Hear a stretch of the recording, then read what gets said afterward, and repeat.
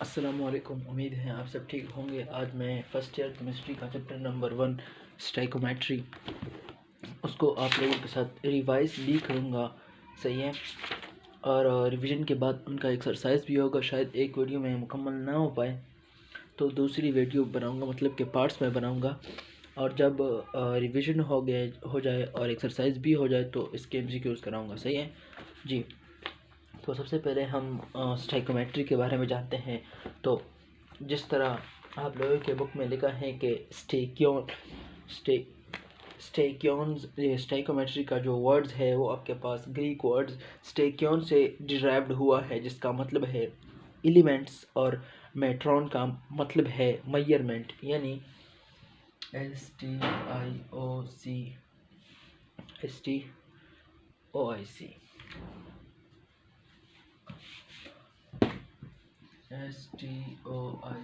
Stoichiometry.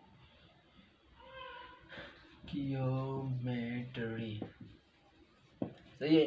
ये कह रहे हैं कि ये आपके पास एक ग्रीक वर्ड स्टेक्योन से डिराइव्ड हुआ है, जिसका मतलब है एलिमेंट्स। स्टेक्योन आपके पास एक ग्रीक वर्ड है जिसका मतलब है एलिमेंट्स। और मीट्री आपके पास ग्रीक वर्ड है जिसका मतलब है मेजरमेंट। क्या चीज़? मेजरमेंट या मेजरमेंट। सही है जी।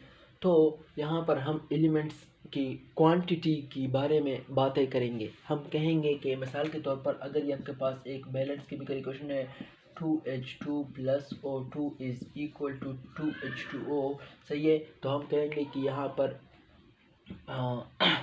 2 मॉलिक्यूल ऑफ हाइड्रोजन है, 1 मॉलिक्यूल ऑफ ऑक्सीजन है, तो हमारे पास बनाता है 2 मॉलिक्यूल ऑफ वाटर। यानी हम उनके क्वांटिटी के बारे में बात कर रहे हैं। इसलिए क्वांटिटेटिव केमिस्ट्री में आपके पास दो टाइप ऑफ जो एनालिटिकल केमिस्ट्री होते हैं ना, एनालिटिकल केमिस्ट्री, उसमें दो टाइप्स के होते हैं। एक आपके पास क्वांटिटेटिव एनालिसिस है, दूसरा आपके पास क्वालिटेटिव एनालिसिस है। तो जो स्टेक्योमेट्री होती है इसमें हम कौन सा एनालिसिस करते हैं? एनालिसिस मीन्स तज्जिया करना। तो उसमें हम क्वांटिटी के बारे में बात करते हैं, क्वांटिटेटिव एनालिसिस करते हैं। सही है। कि मिसाल के तौर पर मेरे पास अगर ये 1 मोल है तो ये कितना होगा उसके लिए, अगर मेरे पास ये 1 मोल है तो इसके लिए ये कितना होगा। सही है। हम इसके बारे में सारी बातें करेंगे। सही है। होप आप अंडरस्टैंड हो गए होंगे। मोल क्या है जी? जिस तरह मैंने आप लोगों को बताया था कि किसी भी कोई भी पार्टिकल्स हो, लेकिन अगर आपके पास वो 6.023 मल्टीप्लाई 10 पावर 23 की तादाद में आप उसको जमा कराए तो उसको हम क्या कहेंगे? उसको आप 1 मोल कहेंगे। सही है। कोई भी पार्टिकल्स हो, चाहे वो एटम्स हो, आयन्स हो, मॉलिक्यूल्स हो, कुछ भी हो, लेकिन इनका तादाद क्या होना चाहिए? ये होना चाहिए। आपको पता है ये कितनी बड़ी वैल्यू है? यह इसका मुराद है कि 6 के बाद आप 23 ज़ीरो और लगाए। सही है। यानी मिसाल के तौर पर अगर मैं इस तरह कहूँ 6 मल्टीप्लाई 10 पावर 5, इसका क्या मतलब होगा? इसका मतलब होगा कि जनाब 5 ज़ीरो और लगाए, 1 2 3 4 एंड दिस इज 5। सही है।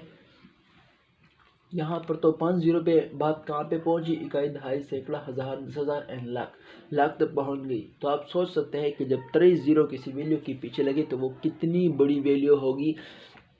तो इतने एटम्स अगर आपके पास जमा हो जाए किसी भी एलिमेंट के, तो ये आपके पास 1 मोल बनाते हैं। क्या चीज़ बनाते हैं? 1 मोल बनाते हैं। सही है। तो 1 मोल आपके पास एक डिफिनीशन तो ये है, जो कि 1 मोल का क्वांटिटेटिव डिफिनीशन है, यानी क्वांटिटी के लिहाज से डिफिनीशन है। दूसरा जो 1 मोल का डिफिनीशन है वो कहते हैं कि अगर आपके पास जो एटॉमिक मास होता है, एटॉमिक मास किसका होता है? एटम का होता है ना। तो एटॉमिक मास ऑफ एटम, मिसाल के तौर पर अगर मैं आपसे पूछूं कि लिथियम का एटॉमिक मास क्या है, तो आप लोग मुझे बताएंगे कि लिथियम का एटॉमिक मास होता है, मुझे तो खुद याद नहीं है, लेकिन इसका जो एटॉमिक नंबर है वो 3, तो ये तकरीबन 3 के डबल ही होगा। यहाँ पर प्रोडक्ट टेबल में देखता हूँ, प्रोडक्ट टेबल जी, एक मिनट, प्रोडक्ट टेबल आता जी। लिथियम का अब एटॉमिक मास है वो है आपके पास क्या? 6.9। अब एटॉमिक मास की यूनिट क्या है, वो है AMU। जब एटॉमिक मास की यूनिट की जगह पर हम क्या लिखे कि आपके पास तकरीबन 7 AMU बनता है, सही है, 9 को राउंड ऑफ करके जी। अब अगर लिथियम की जगह लिथियम आपके पास 6.9 के बराबर है, जिसको अगर इसको हम 7 में राउंड ऑफ कर दें और AMU की जगह पर हम क्या लगा दें, आपके पास ये AMU है ना, तो ये आपके पास atomic mass of lithium is equal to 7 AMU। अगर AMU को हम रिप्लेस करें या उसकी जगह पर हम ग्राम लगाए तो फिर आपके पास ये क्या बन जाता है, ये आपके पास बन जाता है 1 मोल।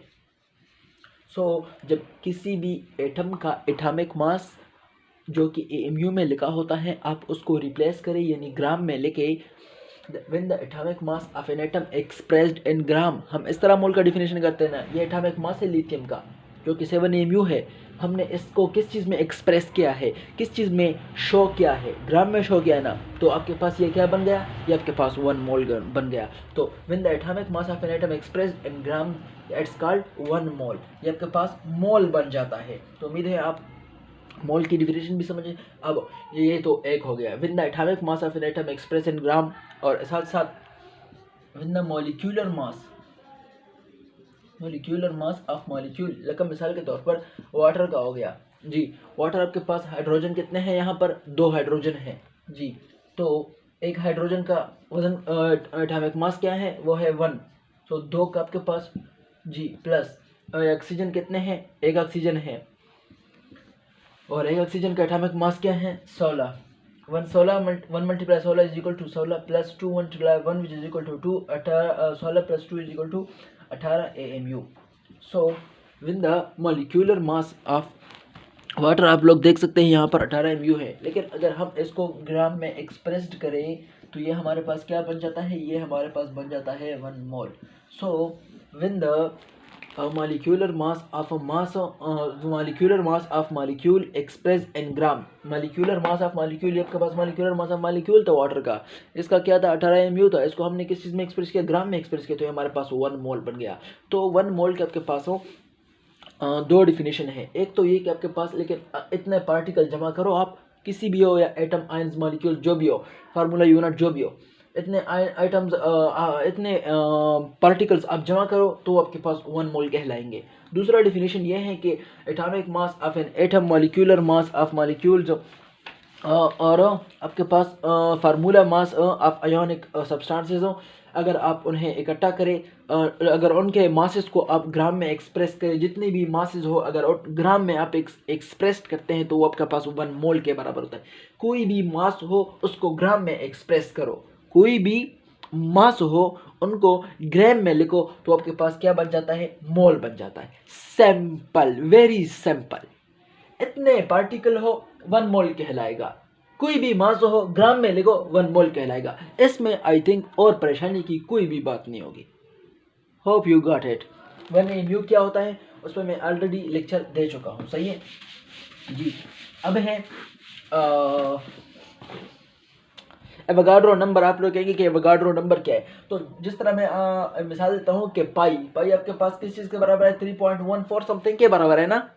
तो पाई आपके पास क्या है, आप लोग कहेंगे सर पाई तो एक कांस्टेंट वैल्यू है, कांस्टेंट नंबर है जिसकी वैल्यू 3.14 है।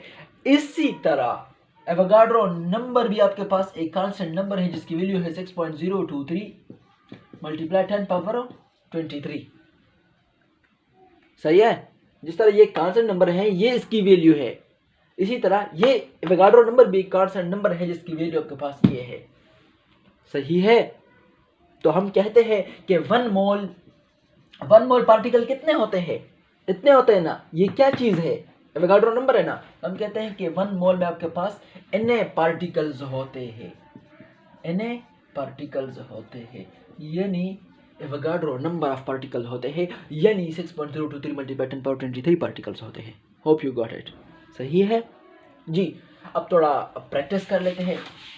प्रैक्टिस कुछ इस तरह, आप लोग मुझे बताइए कि 1 मोल ऑफ ऑक्सीजन, सिर्फ ऑक्सीजन का आपके पास अगर 1 मोल हो तो वो आपके पास कितना ग्राम होता है जी। आप लोग अब प्रोडक्ट टेबल उठाएंगे, प्रोडक्ट टेबल में ऑक्सीजन वाला देखेंगे। ऑक्सीजन आपके पास, ऑक्सीजन का अगर आप वो मास देख ले वो आपके पास 16 AMU है। जब AMU की जगह पर आप ग्राम लेके तो आपके पास क्या बन जाता है 1 मोल बन जाता है। तो जी 16 ग्राम।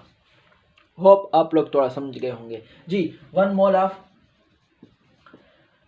ऑफ O2 जी, आपके पास अब O2 है, यानी ऑक्सीजन मॉलिक्यूल है। O2 आपके पास एक ऑक्सीजन और दूसरे ऑक्सीजन के दरमियान 2 बॉन्ड होते हैं, डबल बॉन्ड होता है। अब O2 है, O2 का मतलब आपके पास 2 ऑक्सीजन है, तो एक ऑक्सीजन का आपके पास पीरियोडिक टेबल में आपने देखा था वो मास कितना था, 16 AMU था। जब ग्राम में लेकर 1 मोल बन गया, लेकिन ये तो आपके पास 1 मोल ऑफ O2 कह रहे हैं। कितने ऑक्सीजन है, 2 ऑक्सीजन है ना, मतलब क्या है 16 × 2 which is equal to 32 gram. So oxygen का मॉलिक्यूल की अगर बात करें तो आपके पास 32 ग्राम के बराबर है। Hope you got it. Water, 1 mole of water, 1 mole of water आपके पास अब कितने ग्राम है जी। अब इसमें कितने हाइड्रोजन है, 2 हाइड्रोजन है जी। एक हाइड्रोजन का वजन कितना है, हमें पता है वो है आपके पास 1 ग्राम, सही है। प्लस कितने ऑक्सीजन है, 1 ऑक्सीजन है। 1 ऑक्सीजन का वजन कितना है, 16 ग्राम जी। 1 16 16, 2 1 2, 16 जमा 2 18। अगर हम ग्राम में लेके तो आपके पास ये मोल बन जाएगा, अगर एमयू में लेके तो उसका मॉलिक्यूलर मास बन जाएगा, सही है जी। NaCl sodium chloride, 1 mole of NaCl। NaCl आपके पास आयोनिक कंपाउंड है जी जनाब। Na का आपके पास मास क्या है, Na का मास है आई थिंक 23, और क्लोरीन का आपके पास में से है 35.5, सही है जी। ऐड करें 5 जमा 3 8, 3 जमा 2 5, पॉइंट 5 नीचे 58.5 ग्राम। तो 1 मोल ऑफ NaCl कितना होता है, 58.5 ग्राम होता है, सही है। होप यू गॉट इट जी। अब अगर आपसे किसी ने पूछा कि 16 ग्राम ऑफ ऑक्सीजन एटम, इसमें कितने ऑक्सीजन के एटम्स होंगे, ये आपके पास 16 ग्राम है ना, यह किस चीज के बराबर है, 1 मोल ऑक्सीजन एटम के बराबर होंगे ना। तो आप लोग जरा मुझे बताइए, मैंने अभी कुछ देर पहले कहा कि 1 मोल में कितने पार्टिकल होते हैं, तो कितने पार्टिकल होते हैं, Na पार्टिकल होते हैं। What mean by Na, Na mean 6.023 multiply 10 power 23, सही है। तो 16 ग्राम ऑफ ऑक्सीजन आपके पास इतने पार्टिकल्स के बराबर होता है, 16 ग्राम इतने पार्टिकल्स के बराबर होता है। तो मुझे बताइए कि 1 ग्राम कितने पार्टिकल्स के बराबर होगा। आप लोग ये कन्वर्जन कर सकते हैं, ये कन्वर्जन बड़ा इंपॉर्टेंट है यार, इसको समझे याद ना करें। 16 ग्राम है ना, इसमें कितने पार्टिकल्स है, इसमें इतने atoms of oxygen, 16 gram of oxygen is equal to इतने पार्टिकल्स। क्वेश्चन 2 तरह का हो सकता है, इस तरह भी पूछ सकते हैं कि 1 पार्टिकल, अब पार्टिकल क्या है, पार्टिकल आपके पास ऑक्सीजन का एटम है ना, यानी 1 ऑक्सीजन का एटम, ये आपके पास कितना ग्राम होगा। इस तरह भी क्वेश्चन पूछा जा सकता है, इस तरह भी क्वेश्चन पूछा जा सकता है। तो उसके लिए आप क्या करोगे, बहुत सिंपल है जी, आप क्रॉस मल्टीप्लाई करके एक पार्टिकल का वजन मालूम कर सकते हैं। मुझे अगर 16 ग्राम जो कि इसके बराबर है, तो मैं एक पार्टिकल का वजन मालूम कर सकता हूं, किस तरह, क्रॉस मल्टीप्लाई करके। इसको इसके साथ मल्टीप्लाई करेंगे, इसको इसके साथ मल्टीप्लाई करेंगे, x की वैल्यू निकालेंगे। अब x की वैल्यू कैसे निकालती हैं, 6th क्लास के बच्चों को भी आता है कि how we can find value of x जी। x मल्टीप्लाई बाय ये क्या है, Na है ना, इस वैल्यू को हम Na कहते हैं ना, Na is equal to 16 multiply 1, 16 1 7 16 जी। x is equal to 16 divided by Na यहाँ पर क्या हो रहा था, मल्टीप्लाई हो रहा था ना। इक्वेशन के इस साइड पर अगर ये मल्टीप्लाई हो तो इक्वेशन उसके उस साइड पर ये आपके पास डिवाइड हो जाएगा, ये रूल है। इक्वेशन के लेफ्ट साइड पर ये मल्टीप्लाई हो रहा है तो दूसरी साइड पे जाके डिवाइड हो जाएगा। तो आपके पास 1 पार्टिकल जो कि होता है वो आपके पास 16 डिवाइडेड बाय Na ग्राम होता है। अब इसको अगर आप फर्दर डिवाइड करते हैं तो इस तरह होगा, 16 डिवाइडेड बाय 6.023 मल्टीप्लाई 10 पावर 23। इसको डिवाइड करके कुछ ना कुछ वैल्यू आएगी, तो आपके पास 1 ऑक्सीजन एटम का वजन होगा ग्राम में, सही है। Hope you got it. अब इस तरह भी क्वेश्चन आ सकता है कि आपसे पूछें कि 16 ग्राम इतने पार्टिकल होते हैं, मुझे बताइए कि 1 ग्राम में कितने पार्टिकल्स होंगे। What does mean by particle here? Particle mean here 1 gram of oxygen contain how many oxygen atom? Oxygen atom के बारे में पूछ रहा है, सही है। तो वो कैसे करोगे? वो भी आप इसी तरह इसी ही क्रॉस मल्टीप्लिकेशन के जरिए करोगे। This will be multiplied by this and the x will be multiplied by this. G, x multiply 16 is equal to 1 multiplied by this. What's called this value? Na. G, 1 multiply na is equal to na. 16 यहाँ पे multiply होता है, वहां पे जाके divide हो जाएगा, is equal to x. So what's the x? Number of particle. So how many number of particles are there at 1 gram of oxygen? Na divided by 16. Hope you got it. सही है जी। यार ये बहुत ज़्यादा simple चीज़ें हैं, इसको simple करें, कम्प्लेक्स बनाने की कोशिश ना करें, सही है ना। इसमें ये तो बहुत आसान सी बात है कि मिसाल के तौर पर इसका मैं आपको मिसाल देता हूँ। इसका मतलब है कि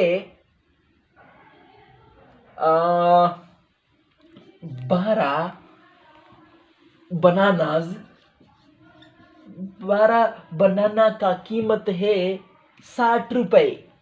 आप मुझे बताइए कि 1 रुपये पर कितने बनाना आएंगे? सो सिंपल जी। इस तरह भी क्वेश्चन आ सकता है। अब इस तरह आप किस तरह करोगे? क्रॉस मल्टीप्लिकेशन के जरिए आप यहाँ पर x की वैल्यू निकालेंगे, कितने, तो जो कितना होगा उसकी वैल्यू आप निकालेंगे। या इस तरह भी पूछा जा सकता है, अब मैंने 1 रुपये की कितने बनाने आएंगे ये क्वेश्चन पूछा ना, मैं ये पूछ सकता हूँ कि एक बनाना कितने रुपए का होता है, एक बनाना कितने रुपए का होता है, मैं ये भी पूछ सकता हूँ। इट इज वेरी सिंपल, सही है जी। आगे जाते हैं। उम्मीद है आप समझ गए होंगे। अगर कोई भी प्रॉब्लम हो फिर भी आप पूछ सकते हैं, सही है जी। हाँ, मोलर मास को कैसे कैलकुलेट किया जाता है? बहुत ही आसान तरीका है जी। इधर देखिए, आप लोगों के बुक में एग्जांपल दिया है H2SO4 जी। यहाँ पर हाइड्रोजन कितने हैं? 2 हाइड्रोजन है। सल्फर कितना है? यहाँ पर कुछ नहीं लिखा, मतलब कि 1 सल्फर है। ऑक्सीजन कितने? 4 ऑक्सीजन के एटम्स है, सही है जी।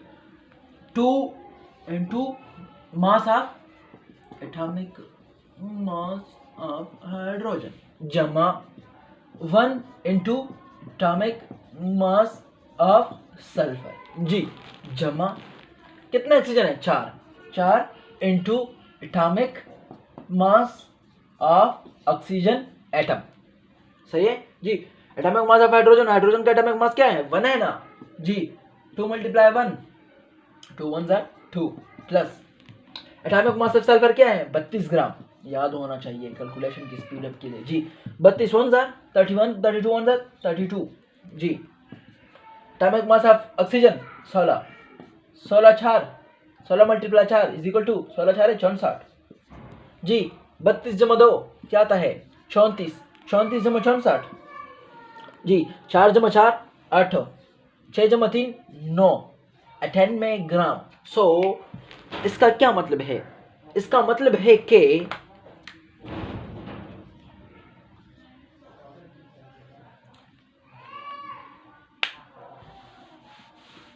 ये 98 ग्राम क्या है? ये है मोलर मास, यानी 1 मोल ऑफ H2SO4 कितना होगा? 1 मोल H2SO4 होगा 6.023 multiply 10 power 23 molecules of H2SO4, यानी एक H2SO4 का मॉलिक्यूल, दूसरा H2SO4 का मॉलिक्यूल, तीसरा, चौथा, पांचवा, छठा, सातवां, इस तरह जाए 6.023 मल्टीप्लाई 10 पावर 23, इतने मॉलिक्यूलों का मास कितना होगा? 98 ग्राम। इतने 6.023 मल्टीप्लाई 10 पावर 23 H2SO4 के मॉलिक्यूल का वजन कितना होगा? 98 ग्राम होगा। This is called molar mass. What is mean by molar? Molar इसके नाम से ही पता है, मोलर मास यानी मास, वजन ऑफ कितना? 1 मोल का वजन। तो H2SO4 का अगर किसी ने मोलर मास का पूछा कि what does mean bye molar mass of H2SO4, it's mean find करो कि इसके 1 मोल का कितना वजन होगा, सही है। होप यू गॉट इट जी। अब अगर हमसे किसी ने पूछा कि NaOH का फाइंड करें, NaOH का फाइंड करें तो किस तरह जी? आपके पास यहाँ पर Na कितने हैं, 1 है। ऑक्सीजन कितना है, 1 है। हाइड्रोजन कितना है, 1 है जी। 1 into atomic mass of sodium, sodium का एटॉमिक मास क्या है, 23, जमा 1 into atomic mass of oxygen, oxygen का एटॉमिक मास क्या है, 16। 1 into atomic mass of hydrogen, hydrogen का एटॉमिक मास क्या है, 1 जी। 1 multiply 23, 23 जमा 1 multiply 16, 16 जमा 1 multiply 1, 1 जी। 16 जमा 1, 17, 3 जमा 7, 10, 2 जमा 1, 3, 3 जमा 1, 4, 40 ग्राम पर मोल। यानी molar mass of sodium hydroxide is equal to 40 gram, यानी 6.023 multiplied 10 power 23 molecules of NaOH have mass of 40 ग्राम। 1 मोल में पार्टिकल सेम होते हैं, चाहे अगर वो ऑक्सीजन का एटम हो, लेकिन अगर आपसे कहा कि 1 मोल है तो इसमें कितने पार्टिकल होंगे, Na पार्टिकल होंगे। 6.023 multiplied 10 power 23 वाले पार्टिकल होंगे। अगर वो H2SO4 का है तब भी इतने पार्टिकल होंगे, अगर वो NaOH का है तब भी इतने पार्टिकल होंगे, लेकिन उन पार्टिकल का मास डिफरेंट होगा। H2SO4 का 98 ग्राम है, NaOH का 40 ग्राम है, NaCl का 58.5 ग्राम था, सही है। ऑक्सीजन मॉलिक्यूल का 32 ग्राम और ऑक्सीजन एटम का 16 ग्राम। उम्मीद है आप समझ गए होंगे जी। अब इसके बाद है मोल के कुछ फार्मूले आपको बताने हैं, सही है। तो फिर उसी फार्मूले से आगे बात बढ़ेगी, सही है जी। कितना हो गया, 21 मिनट हो गया जी। इधर देखिए बल्टश हो गया। मैं आपको मोल के कुछ फार्मूले बताऊंगा ना, वो आपने कभी भी भूलने नहीं और उनको सही तरीके से समझना है। एक फार्मूला है कि mole is equal to mass in gram divided by molar mass. चलो लिख लो पूरा, मोलर मास। अब मोल को ग्राम में कन्वर्ट करने के लिए इस फार्मूले की मदद पड़ेगी आपको। मोलर मास क्या है, वो किसी भी अगर आपको ऑक्सीजन के बारे में कहा गया है आप उसका फाइंड करोगे, यानी ये चीज आप क्वेश्चन में आपको दी गई होगी। यानी मिसाल के तौर पर मैं अगर आपसे कहूं कि मेरे पास 2 मोल ऑफ सल्फ्यूरिक एसिड है, कितना मोल, 2 मोल है। आप मुझे बताइए कि इसका मास इन ग्राम क्या हो। तो यार इट्स वेरी इजी, कितने मोल है, 2 मोल है।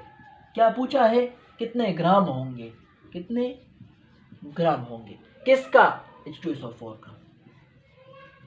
अब H2SO4 का मैंने जब बता दिया कि H2SO4 का मतलब कि मोलर मास, तो मैंने बता दी ना क्या है, 98 ग्राम जी। कितने मोल है, 2 मोल है। अब ये चीज़ भी हो गई, ये चीज़ भी हो गई, ये रहती है जी। कैसे फाइंड किया जाता है इन दोनों को, यहाँ पर कुछ नहीं होता है, 1 है, इन क्रॉस मल्टीप्लाई करें, या आप इन दोनों को मल्टीप्लाई करें। Mass in gram is equal to mole multiply by molar mass. Molar mass क्या था, अभी मैंने फाइंड किया, H2SO4 का 98 ग्राम, 98 मल्टीप्लाई 2 जी। मैं अगर 100 कंसिडर कर लूँ तो आपके पास 200 आएगा, लेकिन एक से 2 माइनस करें, दूसरे से 2 माइनस करें तो 196 आता है। Hope you got it. So mass in gram of 2 moles of H2SO4 is equal to 196 gram, सही है जी। This is the first formula for mole, सही है जी। दूसरे फार्मूले पे आते हैं।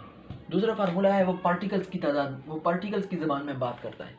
वो फार्मूला बात करता है कि नंबर ऑफ पार्टिकल्स, चाहे वो एटम्स हो, अणु हो, मॉलिक्यूल्स हो, कुछ भी हो, divided by Avogadro number.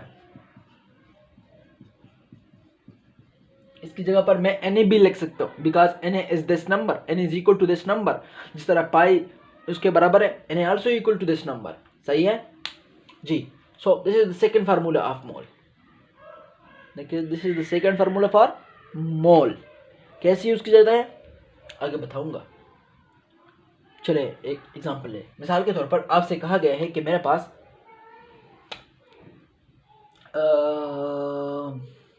2 moles of oxygen molecule है। आप मुझे बताइए कितने कितने पार्टिकल होंगे।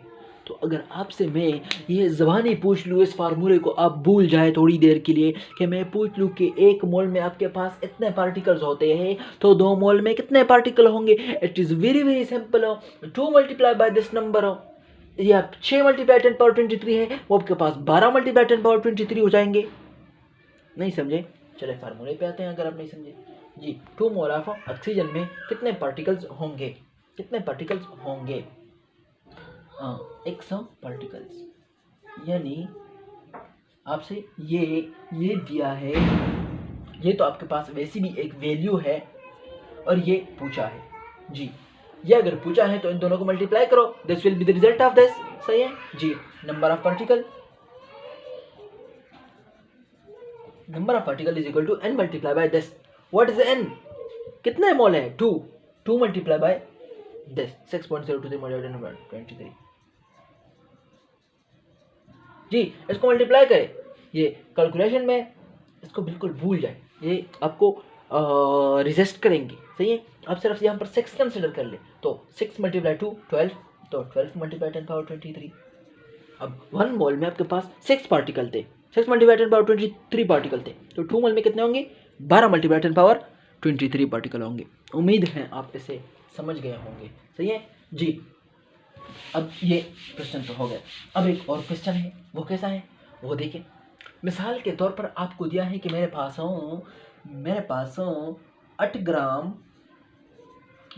8 ग्राम ऑफ ऑक्सीजन एटम्स है। ऑक्सीजन मॉलिक्यूल मैंने नहीं कहा, एटम का है, तो 8 ग्राम ऑफ ऑक्सीजन एटम है। अब मुझे बताइए कि उसमें कितने पार्टिकल्स होंगे। अब बात किस किस में है? अब बात है ग्राम में और पार्टिकल्स में, यानी एक फार्मूले और दूसरे फार्मूले का क्या कनेक्शन है, एक फार्मूले का और दूसरे फार्मूले का क्या कनेक्शन है। तो यार this is very simple. Again देखिए, एक रूल है, मैथ्स का रूल है, शायद आपने क्लास 9th की थ्योरम्स में पढ़ा हो। वो रूल्स ये हैं कि मिसाल के तौर पर मैं अगर कहूँ कि A is equal to B, सही है, और फिर मैं ये कहूँ कि A is equal to C, so this is the property which is called transitive property. Transitive property, सही है। वो कह रही है कि अगर आप अभी पहले कह रहे हैं कि A आपके पास B के बराबर है, फिर कह रहे हैं कि A C के बराबर है, मतलब कि B और C भी आपके पास बराबर होंगे। A पहले मैंने कहा कि A is equal to B, फिर मैंने कहा A is equal to C, it's mean both B and C are also equal। This is the transitive property जी। अब मैं यहाँ पर कह रहा हूँ कि मोल आपके पास S के बराबर है, फिर मैं कह रहा हूँ कि मोल आपके पास S के बराबर है, it's mean these both are also equal. So I write like this, I write it like this। देखते रहिए आप, मोल आपके पास इसके बराबर है, फिर मैं कह रहा हूं कि मोल आपके पास इसके बराबर है, इट्स मीन्स के mass in gram divided by molar mass also equal to what, also equal to number of particles divided by what, Na। मैं लिख सकता हूं ना, because n also equal to this number, and if I write again and again this lengthy number, it will very यार ये बहुत मुश्किल है यार, नहीं होता जी। तो मोल इसके बराबर है, फिर मोल इसके बराबर है, तो मैंने क्या कहा कि मतलब कि ये दोनों फार्मूले इसके बराबर होंगे। जी जी जी जी जी जनाब। नाउ इट्स इन दोनों से हमने तीसरा फार्मूला अखज़ किया, वो क्या है जी। हमें क्वेश्चन में कहा गया था कि मेरे पास क्या है, 8 ग्राम है, यानी मास इन ग्राम तो हमें दिया गया था, किसका? ऑक्सीजन एटम का, यानी मोलर मास भी हमें दिया गया था। Na is also a constant number, so this also हमारे पास क्वेश्चन में पूछा गया था नंबर ऑफ पार्टिकल्स। सो क्या हम इसको फाइंड कर सकते हैं या नहीं कर सकते? कर सकते हैं ना जी। कैसे? देखें, बहुत सिंपल बात है जी। या आप ऐसी भी कर सकते हैं, नहीं क्रॉस मल्टीप्लिकेशन ना करें, लेकिन क्रॉस मल्टीप्लिकेशन करने का तरीका बिल्कुल वैलिड है, ठीक है जी, आप ऐसे भी कर सकते हैं कि मैंने ये चीज़ फाइंड करनी है, जो चीज़ आपने फाइंड करनी हो आपने उसको अलहदा छोड़ना होगा, सही है। अब इस पर आपके पास यहाँ पर एन ए डिवाइड होता है तो इक्वेशन के इस साइड पर वो मल्टीप्लाई हो जाएगा, ये रूल है। अगर कोई चीज़ इक्वेशन के इस साइड पर डिवाइड होती है तो यहाँ पे आके मल्टीप्लाई हो जाएगा, अगर यहाँ पर प्लस होती है तो यहाँ पे माइनस हो जाएगा, अगर यहाँ पे माइनस होती है तो यहाँ पे आके प्लस हो जाएगा, अगर यहाँ पे मल्टीप्लाई होती है तो यहाँ पे आके डिवाइड हो जाएगा। लेकिन चूंकि n आपके पास यहाँ पे डिवाइड होता है तो यहाँ पे आके मल्टीप्लाई हो जाएगा जी। तो n आपके पास यहाँ से हट के यहाँ पर आपके पास मल्टीप्लाई हो जाएगा, सही है जी। अब मास एंड ग्राम कितना है, 8 है। Na कितना है, Na तो आपके पास वो नंबर है जी, आप मैं Na ही लिखता हूँ, सही है, divide by molar mass of oxygen का कितना है 16 जी। 8 1 जार 8, 8 2 जार 16 जी। कितने पार्टिकल्स हैं, अच्छा ये इसको लिखता हूँ मैं नंबर ऑफ पार्टिकल, सही है, इसको मैं क्या कहता हूँ नंबर ऑफ पार्टिकल दिखाई दे रहा है जी। इधर देखिए